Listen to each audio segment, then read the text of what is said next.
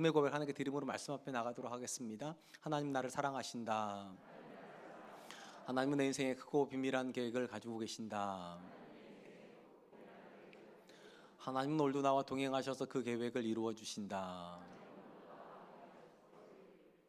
아멘. 그렇게 될 줄로 믿습니다. 아멘. 성경이 말하는 하나님에 대한 믿음은 무신론자들이 인정하지 않는 하나님의 존재를 인정하면서부터 시작이 됩니다. 그러나 하나님의 존재를 인정한다고 하여서 이것을 성경이 말하는 믿음과 동일하다고 생각하는 건 크게 오산입니다.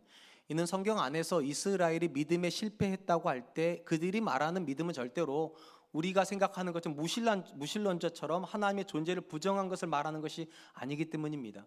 그들은 그들의 역사 속에 단 한순간도 하나님에 대한 예배를 멈춘 적이 없습니다. 심지어 그들이 우상 숭배할 때도 그들은 하나님을 겸하여 섬겼을 뿐이지 단 한순간도 하나님께 예배하지 않은 적이 없었습니다. 그러니까 이론적으로 보면 그들은 유신론자들이 맞습니다. 하나님의 존재를 인정하고 그 하나님 앞에 예배를 드리고 있기 때문입니다. 다만 성경이 말하는 믿음은 유신론적 고백이 들어가 있지만 하나님의 존재를 인정하는 것만을 충족한 조건이라고 말하지 않는다는 데 문제가 있습니다. 성경이 말하는 믿음은 하나님의 존재를 인정할 뿐만 아니라 그 하나님이 지금도 내 인생 가운데서 하나님의 역사를 이루고 계시다는 이 사실까지를 인정해야 그것이 믿음입니다.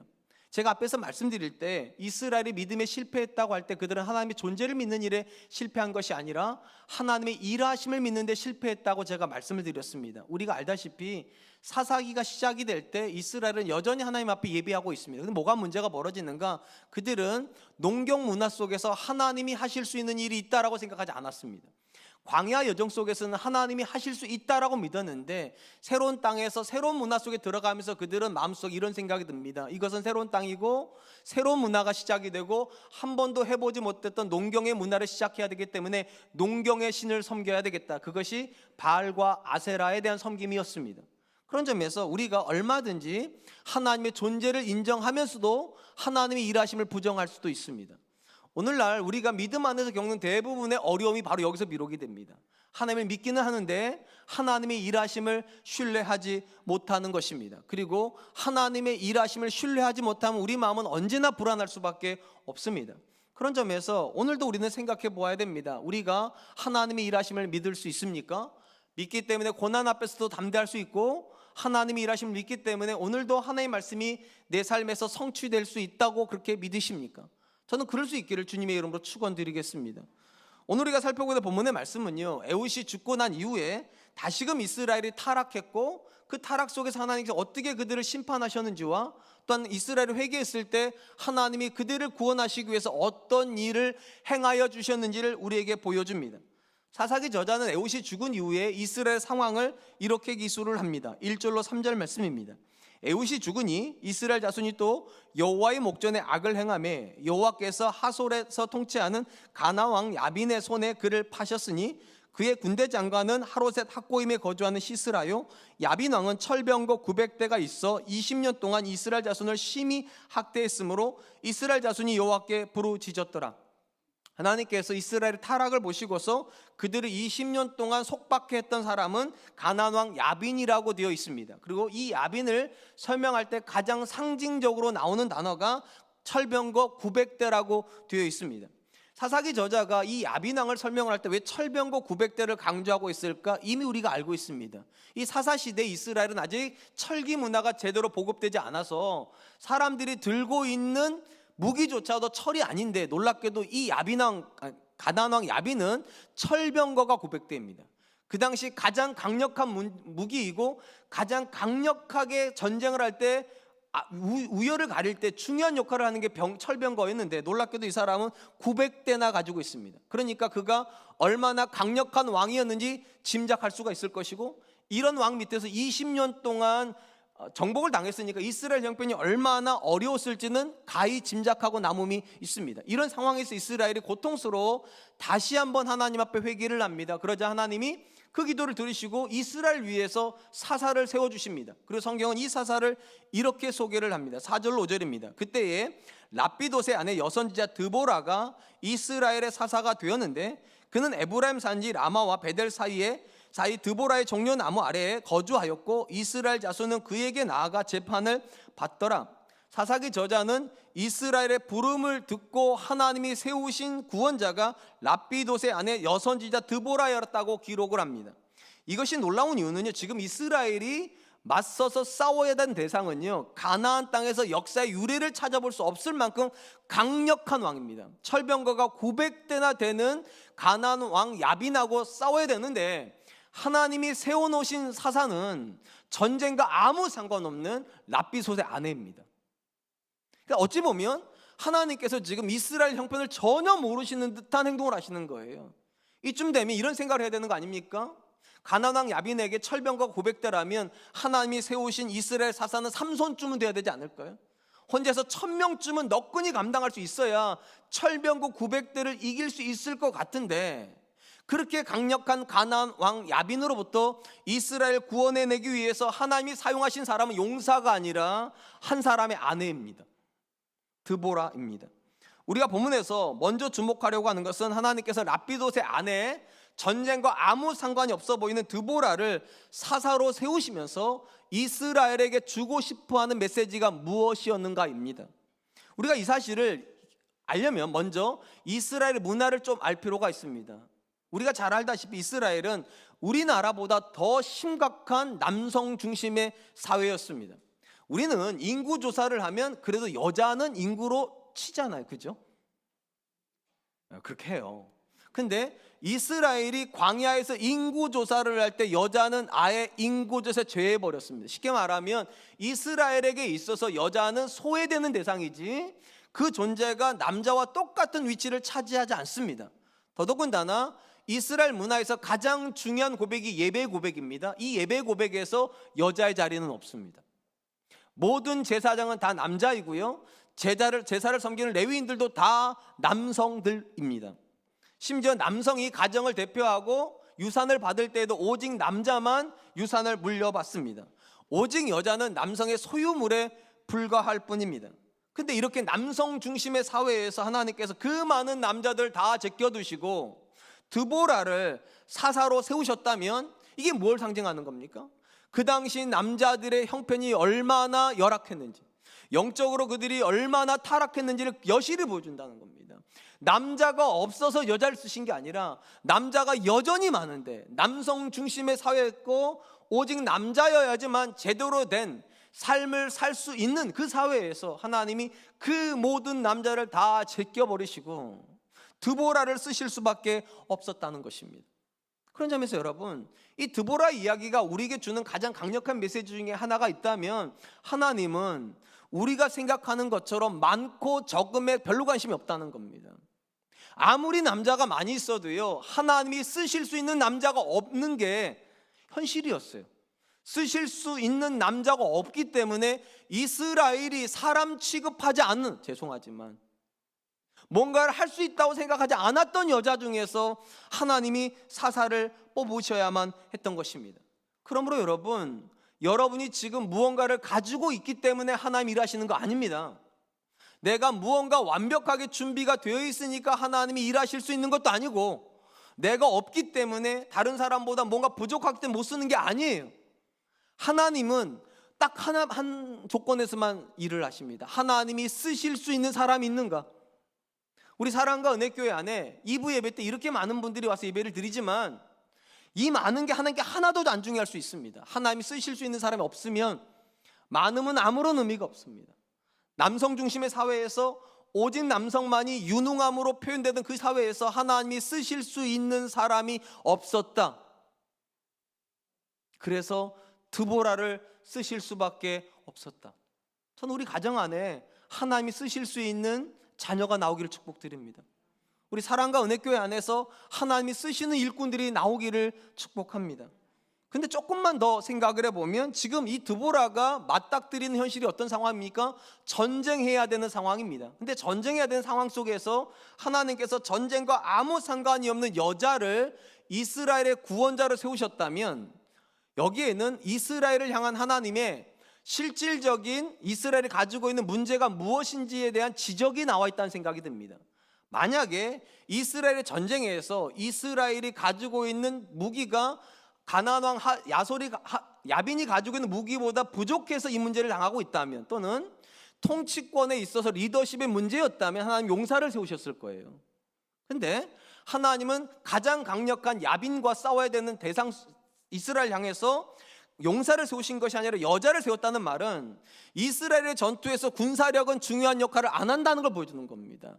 리더십도 역시 중요한 역할을 안 한다는 걸 보여주는 거예요. 왜냐하면 여자가 나와도 이길 수 있는 싸움이라는 거잖아요. 이게 지금요. 900대 철병거가 문제가 아니라 사실은 보다 근본적인 문제가 있다는 걸 보여주고 싶으셔서 전쟁과 아무 상관이 없는 여자를 앞에다 세우시는 현장이 바로 드보라가 사사가 되는 현장입니다. 그렇다면 여러분, 하나님께서 드보라를 통해서 이스라엘에게 보여주는 본질적인 문제는 무엇입니까? 제가 다시 강조드릴게요. 900대 철병거가 문제는 아닙니다. 이스라엘에게는 없는 그 철병거가 야빈이 가지고 있어서 이스라엘을 못 이기는 게 아니에요. 보다 본질적인 문제가 있어요. 이걸 이해하려면 하나님께서 왜 드보라를 사사로 세웠는지를 이해해야 됩니다. 드보라는 본래 여선지자 드보라입니다. 여선지자가 먼저예요. 선지자가 먼저고 이 선지자인 드보라를 사사로 세우신 거예요. 그러면 선지자가 하는 일이 무엇입니까? 하나님의 말씀을 선포하는 것입니다. 그러면 여기서 알 수 있는 게 하나가 있죠. 이스라엘의 실질적인 문제가 뭐였다는 겁니까? 선포된 말씀을 못 믿는다는 거예요. 이게 문제였던 거예요. 900대 철병거가 문제가 아니라 가나안 왕 야빈이 얼마나 강력한 무기로 무장한 왕이냐가 문제가 아니라 하나님이 선지자를 통해서 계속 주시는 메시지가 있는데 그 메시지를 믿지 못하는 게 실질적인 문제라고. 그 메시지를 믿으면 하나님은 심지어 여자를 통해서도 가나안 왕 야빈을 얼마든지 이길 수 있다. 이게 하나님의 메시지라는 것입니다. 그런 점에서 여러분, 이스라엘을 실질적으로 괴롭게 하고 있는 문제는 바깥에 있지 않습니다. 이스라엘 안에 있어요. 하나님의 말씀이 선포되는데 그 말씀을 믿지 못합니다. 그 말씀을 믿지 못하니까 하나님이 그들 안에서 일하실 수가 없는 겁니다. 무기가 없어서 일 못하시는 게 아니고요, 남자가 없어서 일 못하시는 게 아니라 전쟁의 형국이 야빈에게 너무나도 우리가 이스라엘이 연약해서 못하는 게 아니라 하나님의 말씀을 믿지 못해서 하나님이 일하시지 못하더라. 우리가 드보라 이야기를 통해서 분명히 확인할 수 있는 것이 있습니다. 하나님이 언제 그분의 일을 시작하시냐는 겁니다. 제가 서로서 말씀드렸잖아요. 하나님의 존재를 믿지 않는 것 자체가 무신론이긴 하지만 하나님의 존재를 인정한다고 해서 그게 믿음은 아니에요. 교회 다니는 분들 중에 하나님의 존재를 인정하지 않는 분이 몇 분이나 있을까요? 없을 거라 저는 생각이 돼요. 근데 항상 우리가 겪는 딜레마가 무엇입니까? 하나님을 믿기는 하는데 왜 하나님이 내 안에서 일하지 않으시나? 왜 하나님이 내 자녀 안에서 일하지 않으시나? 왜 하나님이 우리 가정과 우리 교회에서 일하지 않으시나? 이게 우리의 딜레마일 거예요. 그럼 도대체 하나님은 어느 시점부터 일하기 시작하냐는 겁니다. 우리가 조금 더 계획을 철저하게 세우면 일하실까요? 우리가 그 계획을 위해서 조금 더 완벽한 준비를 하면 하나님이 일하실까요? 반드시 기억하세요. 준비의 문제 아닙니다. 실행의 문제 아닙니다. 믿음의 문제입니다. 하나님의 말씀을 들으려고 하고 그 말씀을 믿으려고 하고 그 말씀대로 살려고 해야 하나님의 일하심이 시작이 됩니다. 여호수아서가 승리에 대한 기록이라고 제가 말씀드렸죠. 여러분, 이 여호수아서의 주인공은 여호수아예요. 근데 이 여호수아가 어떤 사람입니까? 모세의 시종입니다. 모세의 손에다가 물 붓던 사람이라는 얘기입니다. 모세의 뒤를 쫓쫓 따라다니면서 모세가 하는 모든 일을 도와주었던, 우리가 볼 때 그렇게 존귀한 역할을 하는 사람이 아니에요. 근데 이 모세의 시종 여호수아가 이스라엘 이끌고 가나안 전쟁을 해야 될 때 하나님께서 그에게 주셨던 모든 명령은 딱 하나입니다. 하나님의 말씀을 들을 준비하라고. 너는 내가 한 말을 들으라고, 그리고 믿으라고, 그리고 그 가운데 기록된 모든 것을 준행하여 지키라고. 그리하면 너는 형통하리라. 그러니까 하나님께서 일하시는 모든 시작점의 첫 출발은 언제나 하나님의 말씀을 향해서 마음을 여는 겁니다. 아무리 일이 급하실 수 있어요. 맞아요. 많은 준비가 우리에게 중요한 문제일 수 있어요. 그런데 적어도 하나님의 일하심을 신뢰한다면, 하나님의 일하심을 기대한다면 우리가 해야 되는 가장 우선적인 싸움은 하나님의 말씀을 들으려고 해야 된다는 겁니다. 그리고 그 말씀을 믿으려고 해야 되고 그 말씀 안에서 살려고 하셔야 됩니다. 그때 우리는 경험하게 돼요. 하나님이 진짜 일하시는구나. 하나님이 내 삶에서 일하시는구나. 저는 저와 여러분들이 이 문장에 친숙해지셨으면 좋겠어요. 주여 말씀하옵소서, 주의 종이 듣겠나이다. 여기서부터 하나님의 일하심이 시작이 됩니다. 저는 우리 사랑과 은혜교 성도님들이 하나님의 말씀 앞에 먼저 서실 수 있었으면 좋겠고, 그 말씀을 향해서 아멘할 수 있었으면 좋겠고, 아멘하셨다면 그 말씀을 사십시오. 살아야 그 지점에서부터 하나님의 일하심이 시작될 것이기 때문입니다. 사랑하는 성도 여러분, 성경이 말하는 역사는 본질적으로 사람이 계획해서 사람이 실행하여 사람이 만드는 사람의 역사가 아닙니다. 성경이 말하는 모든 역사는 근본적으로 하나님이 계획하시고 하나님이 실행하시고 하나님이 성취하시는 하나님의 역사입니다. 그건 과거에도 그렇고 지금도 그러하며 앞으로도 그러합니다. 저와 여러분들이 역사인식을 이렇게 바꾼다면 우리가 살고 싶어하고 우리가 만들고 싶어하는 역사에서 가장 중요한 분은 언제나 하나님이셔야만 합니다. 그리고 하나님께서 한 사람 안에서 일을 시작하는 지점은 우리가 생각하는 것처럼 준비 아닙니다. 우리가 생각하는 것처럼 유능함 아닙니다. 우리가 생각하는 것처럼 뭔가 많이 준비, 그런 거 아닙니다. 하나님이 일하시는 시점은 하나님의 말씀이 준비될 때입니다. 우리가 그분의 말씀을 들으려고 하고 그 말씀을 믿으려고 하고 그 말씀대로 살려고 할 때 하나님은 그곳에서부터 일하기 시작하십니다. 하나님이 드보라를 세우신 이유가 바로 거기에 있습니다. 드보라는 하나님의 말씀을 믿는 사람입니다. 그 말씀을 사는 사람입니다. 여자임에도 불구하고 하나님은 그 사람을 선택하셔서 가장 강력한 왕, 가나안 왕 야빈 앞에 세우셨고 하나님은 승리하셨다면 오늘 저는 믿습니다.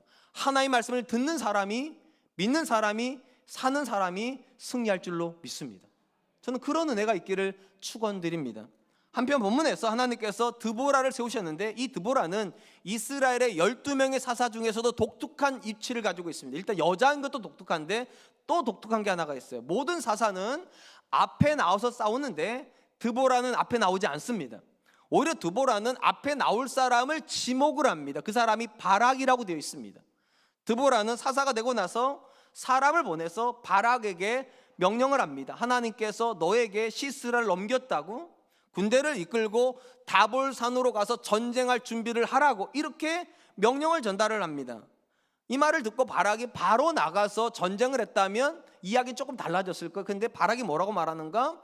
당신이 우리와 함께 가면 가겠거니와 당신이 안 가면 나도 가지 않겠다고. 여기서 우리가 알 수 있는 게 하나 있잖아요. 하나님께서 명령을 주셨는데도 이스라엘의 남자 중에 그나마 괜찮은 남자가 바락일 텐데 그는 못 믿습니다. 이게 그 당시 이스라엘의 영적인 상황을 그대로 보여줍니다. 이에 드보라가 그와 함께 가겠다고 이 말을 합니다. 그러면서 뭐라고 말하는가? 그런데 이 전투에서 너가 영광을 얻지 못할 거라고, 하나님이 시스라를 한 여자의 손에 넘겼다고 이렇게 예언을 하고 함께 이제 다볼산으로 가게 됩니다. 이스라엘이 10,000명의 군대를 이끌고 다볼산에 도착했다는 이야기를 야빈의 군대 장관이었던 시스라가 듣습니다. 그리고 그가 900대 철병거를 이끌고 전쟁에 나서게 되는데 그가 자리를 잡은 곳을 성경에 기손강이라고 되어 있습니다. 이렇게 해서 이스라엘과 가나안 왕 야빈의 군대가 전쟁을 치를 준비를 하고 있습니다. 이때 드보라가 바락에게 이렇게 선언을 합니다. 14절 말씀입니다. 드보라가 바락에게 이르되 일어나라, 이는 여호와께서 시스라를 내 손에 넘겨주신 날이라. 여호와께서 너의 앞서 나가시지 아니하시느냐 하는지라. 이에 바락이 10,000명을 거느리고 다볼산에서 내려가니, 드보라가 이제 전쟁을 명령하면서 바락에게 뭐라고 말합니까? 여호와께서 너의 앞서 나가지 아니하시느냐? 네가 나가는 게 아니라 하나님이 나가는 거고, 네가 전투하는 것이 아니라 하나님이 전투하시는 거라고. 이 사실을 믿고 10,000명의 군대이지만 데리고 나가서 900대 철병거와 싸우라고 그렇게 명령을 하는 겁니다. 그리고 이 명령에는 확신이 하나가 있어요. 이 전투는 절대로 질 수 없다는 거. 왜 질 수 없습니까? 하나님이 나가서 싸우신 전투가 질 수가 없다는 거예요.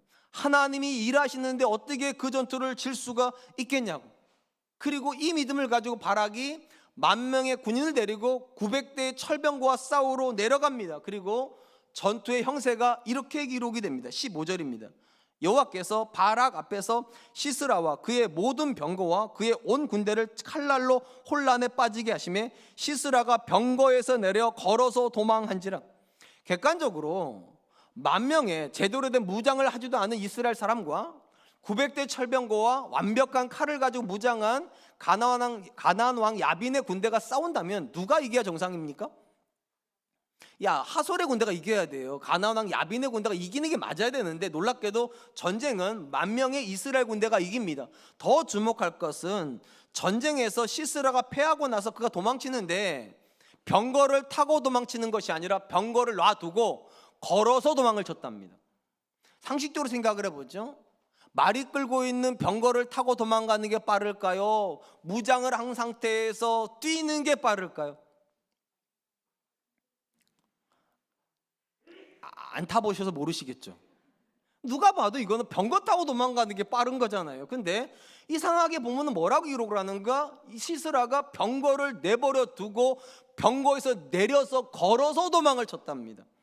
우리가 이 고백을 이해하려면 이 이후에 바락하고 드보라가 전쟁을 끝낸 다음에 하나님을 찬송하면서 했던 고백을 이해할 필요가 있습니다. 이 찬양이 사사기 5장에 나오는데 그 5장 중에서 우리가 참고할 만한 말씀이 이렇게 기록이 되어 있습니다. 사사기 5장 4절로 5절입니다. 여호와여, 주께서 세일에서부터 나오시고 에돔들에서부터 진행하실 때 땅이 진동하고 하늘이 물을 내리고 구름도 물을 내렸나이다. 산들이 여호와의 앞에 진동하고 저 신의 산도 이스라엘 하나님 여호와 앞에 진동하였도다.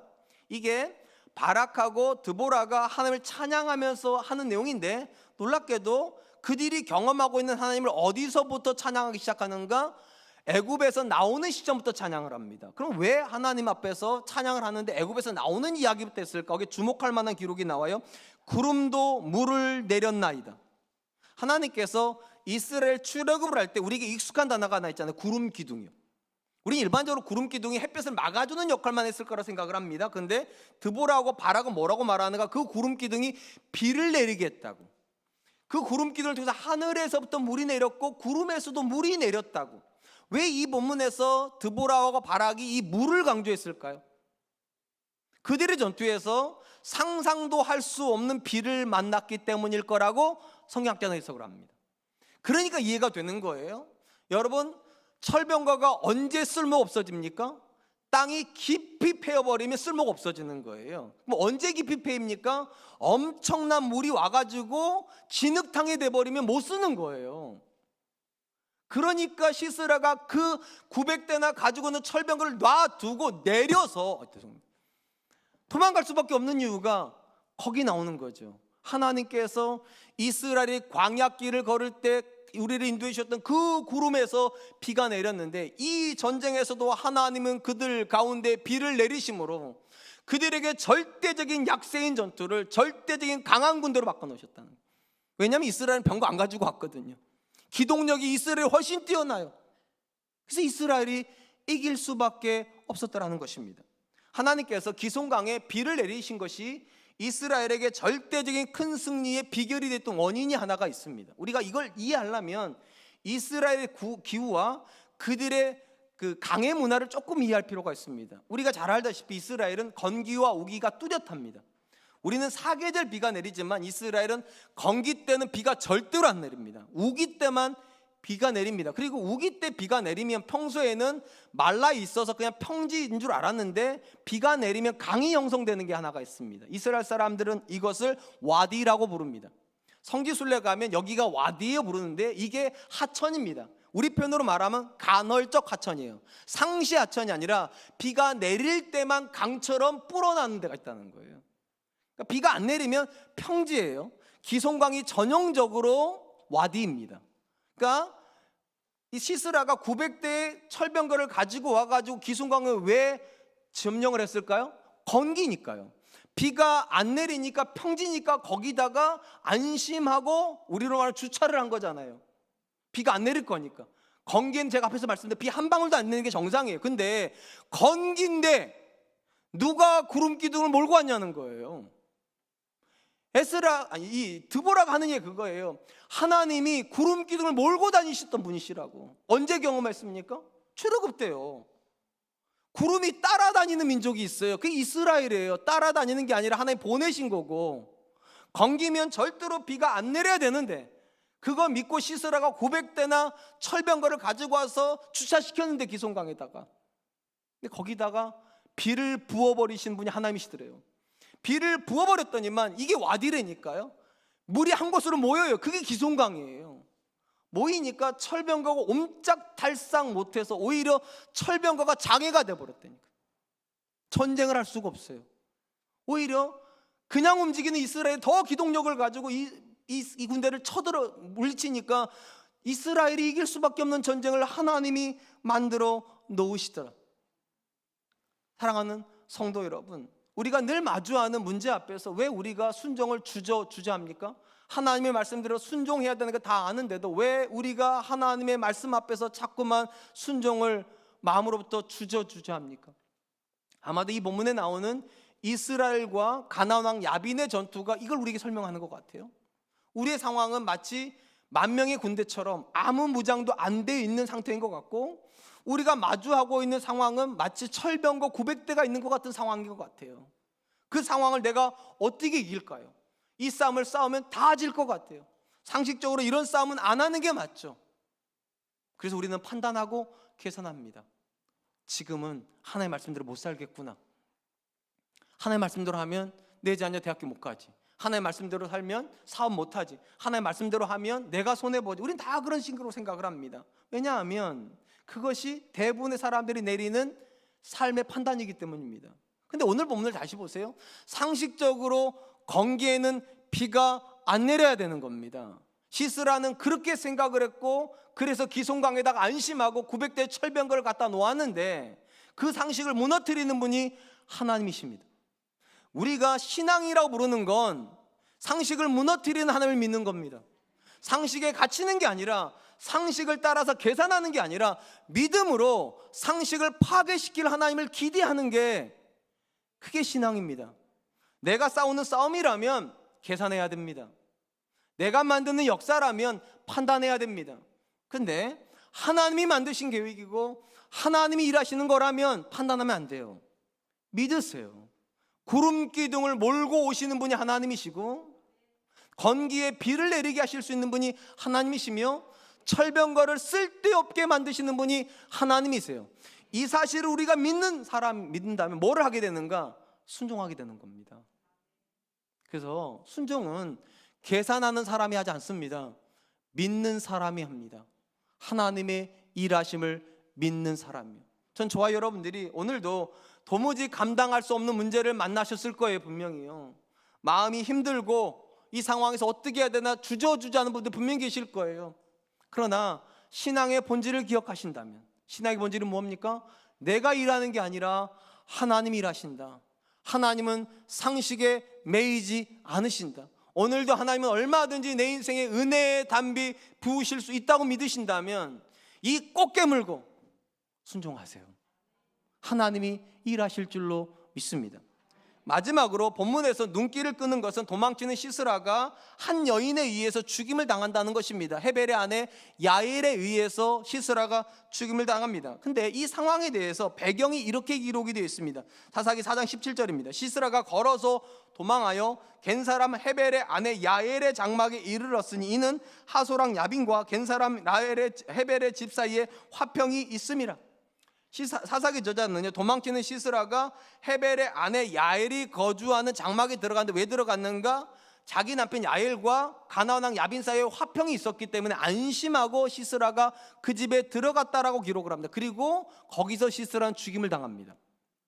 그리고 이 본문에 보면 이 헤벨이라고 하는 인물에 대한 설명이 나옵니다. 어디 나오는가? 11절에 나옵니다.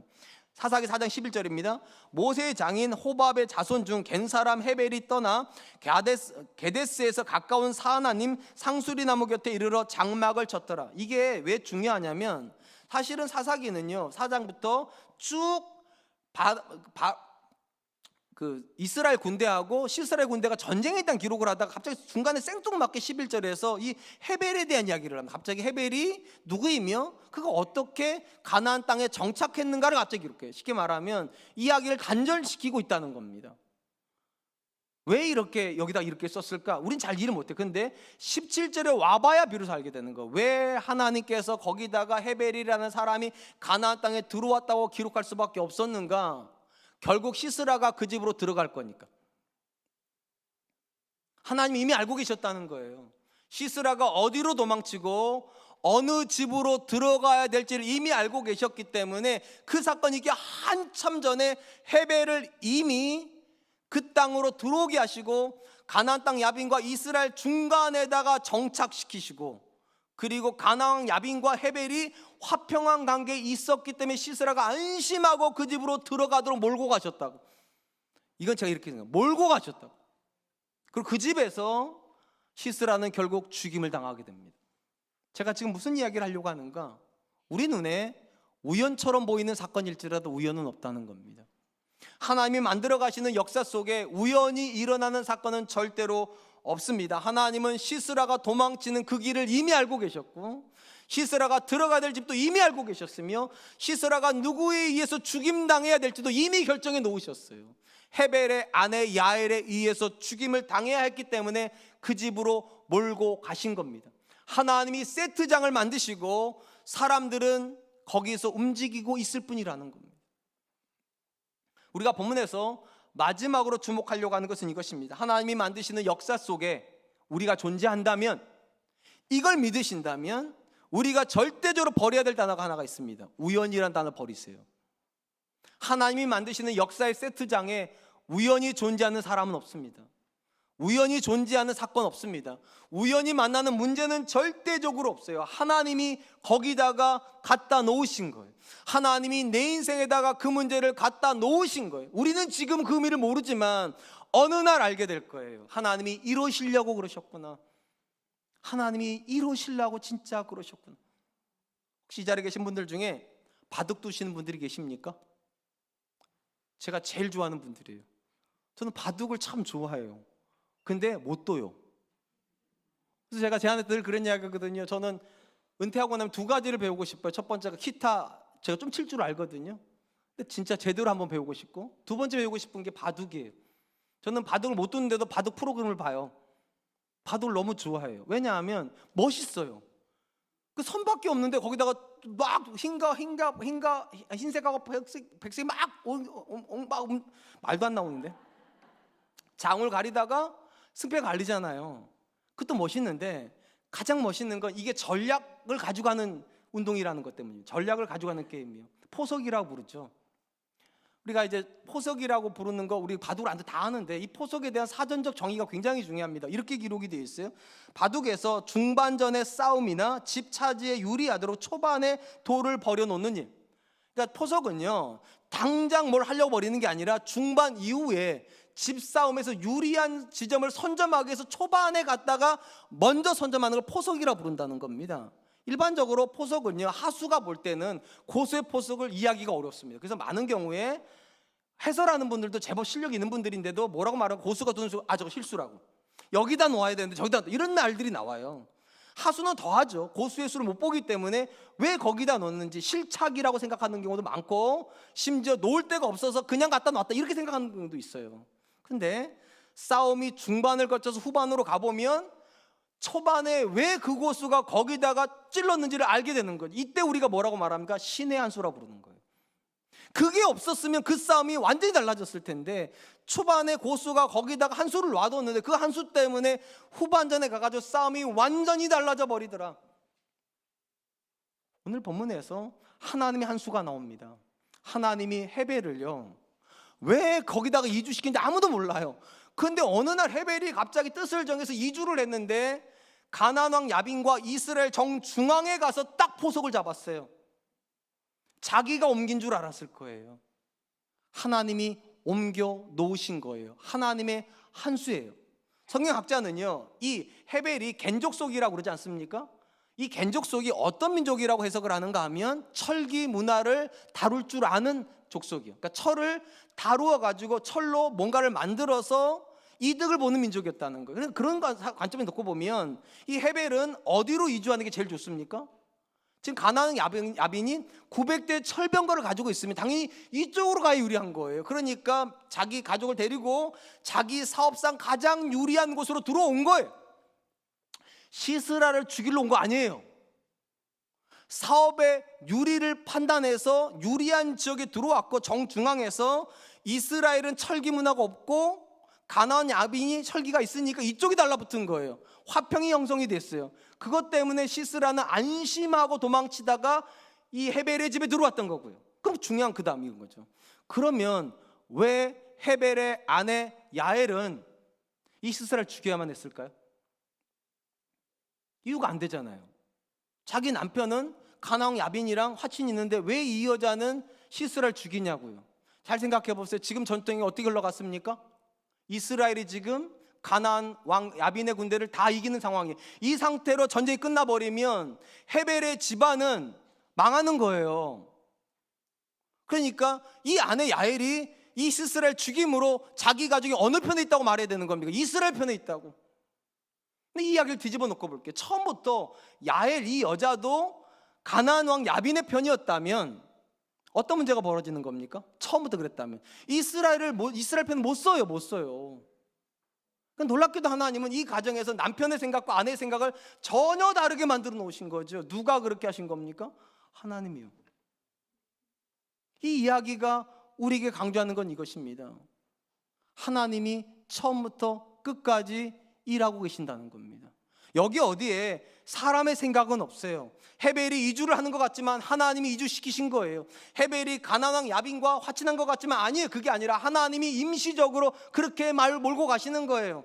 가나안 왕 야빈에게 시스라 장군이 있는데 이 사람이 괜히 그냥 어떻게 하다 보니까 헤벨의 집에 들어간 게 아니에요. 괜히 헤벨의 아내 야엘이 시스라를 죽이는 게 아니에요. 다 이유가 있고 분명한 목적이 있어요. 그리고 그 모든 이유와 목적은 누가 정하시는가? 하나님이요. 그래서 하나님이 역사의 중심이세요. 저와 여러분들이 이 사실을 믿으신다면 오늘도 하나님의 포석을 믿으세요. 내가 이해하지 못하는 포석이 있어요. 왜냐하면 나는 하수고 하나님 고수신데 내가 어떻게 하나님의 생각을 다 읽겠어요. 하나님께서 여러분의 자녀 인생 가운데 어떤 포석을 두실 때 여러분의 마음이 무너질지도 모를 거예요. 왜냐하면 하나님이 실수하시는 것처럼 보이는 상황이 있어요. 분명히 있어요. 하수의 눈에 고수의 수가 그렇게 보이니까. 그러나 믿으세요. 하나님은 인생이 아니시니 후회함이 없으시다. 왜 후회 안 하신다고요? 실수 안 하시니까요. 하나님이 내 인생에다 두시는 어떤 수도 실수가 아니고 하나님이 우리 가정 가운데 가지고 오신 어떤 문제도 실수가 아니며 우리가 걸려 넘어지는 것 같은 그런 상황도 심지어 하나님의 실수일 수 없다. 왜냐하면 그 모든 것들은 합력하여 선이 될 것이고 그리고 나서 우리는 이렇게 말할 거예요. 하나님이 이러려고 그러셨구나. 그때 내가 그 문제 안 만났으면 어떨 뻔했는가? 그때 내가 그 어려움 당하지 않았으면 어떨 뻔했는가? 그때 내가 그 실수 안 했으면 어쩔 뻔했는가? 그러므로 오늘도 하나님의 일하심을 믿으신다면 좌절하지 마세요. 낙심하지 마세요. 걱정하지 마세요. 신뢰하세요. 하나님 반드시 일하고 계시는 줄로 믿습니다. 사랑하는 성도 여러분, 하나님 말씀에 순종하기 위해서 반드시 기억할 것이 하나가 있습니다. 하나님은 우리가 생각하는 것처럼 일하지는 않으십니다. 그러나 하나님이 일하지 않으시는 시점은 단 한순간도 없었습니다. 헤벨이 자기 가족을 가나안 땅으로 이주할 때 그것이 하나님의 계획이라고 아무도 생각 안 했을 거예요. 그건 그냥 비즈니스적 결정이잖아요. 철기 문화를 다루는 사람이니까 철기가 가장 친숙한 가나안 왕 야솔이랑 야빈이랑 친해야 되는 거잖아요. 근데 이 모든 것들이 하나님의 포석일 거라고 누가 알았겠어요. 그러므로 지금 우리 눈에 또 우리 생각에 이해가 안 되는 문제 앞에 서 계실지라도 이렇게 말하세요. 하나님, 저는 믿음이 약해서 잘 몰라요. 근데 하나님의 선하심은 믿어요. 하나님 실수하지 않으시잖아요. 오늘도 내가 만나고 이 문제를 통해서 하나님 합력하여 선을 이루어 주십시오. 내가 감사한 사람 되겠습니다. 내가 원망하지 않는 사람 되겠습니다. 그 지점에서 하나님은 일하실 줄로 믿습니다. 이제 말씀을 맺으려고 합니다. 성경이 말하는 믿음은 하나님의 존재를 인정하는 것으로 시작하지만 거기서 끝나지 않습니다. 하나님의 일하심을 신뢰하는 것까지 가야 됩니다. 그리고 오늘 본문은 하나님의 일하심과 관련해서 세 가지 교훈을 우리에게 줍니다. 첫 번째, 하나님은 우리의 준비가 부족하거나 우리가 뭔가 부족해서 일 못하시는 게 아니라 하나님의 말씀을 향하여서 마음을 열지 않고 믿지 않고 순종하지 않기 때문에 일하지 못하신다는 겁니다. 그러므로 하나님의 일하심을 믿으신다면 순종하십시오. 두 번째, 하나님의 일하심을 믿으신다면 우리의 상식을 좀 포기할 필요가 있어요. 건기의 시절에 비가 안 내린 건 상식이에요. 그런데 구름을 몰고 오실 수 있는 분이 하나님이시라는 사실을 믿으신다면 상식대로 판단하지 마시고 믿음으로 순종을 결단할 수 있기를 축원드립니다. 마지막으로 하나님의 일하심을 믿으신다면 오늘도 하나님의 포석을 신뢰하세요. 하나님이 우연히 어떤 사건을 갖다 놓는 게 아니라 하나님의 분명한 목적이 있어서 오늘도 일하고 계시기 때문입니다. 내 눈에는 하나님 일하심이 보이지 않아도 지금도 하나님이 일하신다고 믿는 사람이 하는 게 범사에 감사하는 겁니다. 하나님께서 오늘도 우리 삶 속에서 일하고 계신 줄 믿습니다. 그 믿음의 고백으로 이번 한 주간 기뻐하시고 감사할 수 있기를 주님의 이름으로 축원드리겠습니다. 주신 말씀을 기억하면서 세 가지를 위해서 같이 기도하도록 하겠습니다. 첫 번째, 하나님이 일하심을 믿기 때문에 오늘도 말씀 앞에서 마음을 열고 하나님의 말씀 앞에 아멘하고 그 말씀을 순종하기로 결단하는 사람 되게 하여 주시옵소서. 두 번째, 하나님 상황 앞에서 자꾸만 마음이 무너지고 그래서 계산하려고 하고 판단하려고 할지라도 하나님 구름을 몰고 와서 비를 내리게 하시는 분이 우리 하나님이심을 믿는다면 판단하지 않고 순종을 결단하는 사람 되게 하여 주시옵소서. 마지막으로 하나님, 내 눈에 하나님 일하심이 전혀 보이지 않을지라도 여전히 하나님은 일하고 계시다는 이 믿음의 고백을 가지고 항상 기뻐하게 하여 주시고 범사에 감사하고 하나님과 동행하기 위해서 쉬지 않고 기도하는 그런 성도 되게 해달라고 우리 같이 한 번만 기도하도록 하겠습니다. 기도하겠습니다.